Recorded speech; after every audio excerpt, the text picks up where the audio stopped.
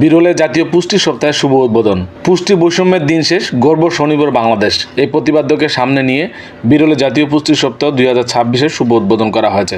দিবসটি উপলক্ষে এবার সপ্তাহব্যাপী ব্যাপক কর্মসূচির আয়োজন করা হয়েছে।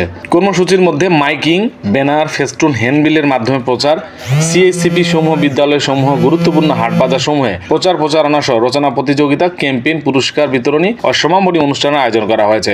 এছাড়াও দুস্থদের মাঝে ও এতিমখানার শিশুদের মাঝে পুষ্টিকর খাদ্য বিতরণ করা হবে। বৃহস্পতিবার দুপুরে বিরল উপজেলা স্বাস্থ্য কমপ্লেক্স হলরুমে আনুষ্ঠানিক কার্যক্রমের শুভ উদ্বোধন অনুষ্ঠানে প্রধান অতিথির বক্তব্য রাখেন উপজেলা নির্বাহী অফিসার জিমরান মোহাম্মদ সায়েক।